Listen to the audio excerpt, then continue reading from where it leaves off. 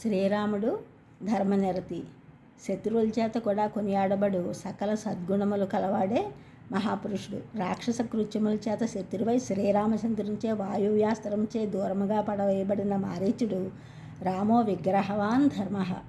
శ్రీరాముడు ధర్మస్వరూపుడు అని రావణునితో పలికినాడు. ఈ దృశ్య జగత్తంతయో ధర్మంపై ఆధారపడి ఉన్నది. ఏది జనులను సన్మార్గంలో నడుపుతుందో అది ధర్మం. వివిధ సమయములలో సుఖదుఖములలో సందర్భమును బట్టి శ్రీరామచంద్రమూర్తి నిర్వికారుడై ధర్మనిష్ఠుడై వర్తించను.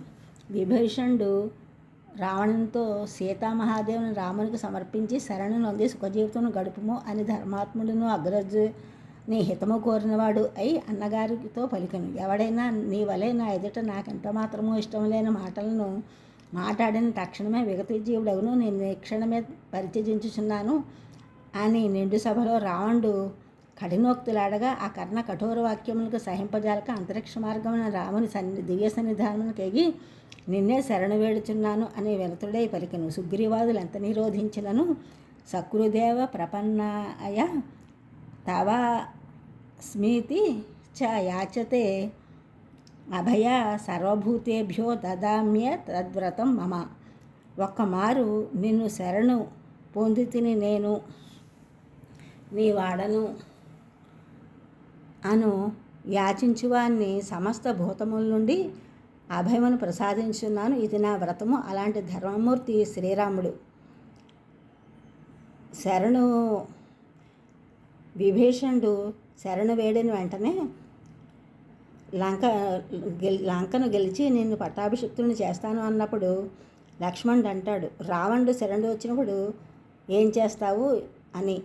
రావణుడు వస్తే అయోధ్యను రావణునికి పట్టాభిషిక్తుని చేస్తానని రాముడు ధర్మ స్వరూపుడు కాక ఇంకేమిటి. వనవాసం పూర్తయిన తర్వాత రాముడు భర్తుని వద్దకు ముందుగా హనుమంతుల వారిని పంపి రాజ్యకాంక్ష పదవి వ్యామోహం ఎంతటి వారిని మార్చివేస్తాయి, అందువలన ముందు వెళ్ళి చూసి నా రాకన భర్తునికి తెలియజేయమని చెప్పగా భరతుడు రాముని వలె ధర్మమూర్తి కనుక పాదుకలను సింహాసనంపై ఉంచి తన తల్లి కారణంగా రాముడు అడవులకి వెళ్ళవలసి వచ్చిందనే దుఃఖంతో కార్చిన కన్నీళ్ల బురదలో దొర్లుతూ ఉన్నాడు. ఆంజనేయ స్వామి వారు రాముని రాకను తెలియజేయడంతో మేళ తాళాలతో రామునికి స్వాగతం పలికి పట్టాభిషిక్తుని చేసి, అన్నయ్య నువ్వు లేని సమయంలో అంగబలాన్ని అర్ధబలాన్ని 10 చేశానని తెలిపాడు. ఇష్టారాజ్యం భరతుడి పట్టం అంటారు, కానీ అక్కడ ప్రజలు సెల్ఫ్ డిసిప్లిన్తో ఉన్నారు.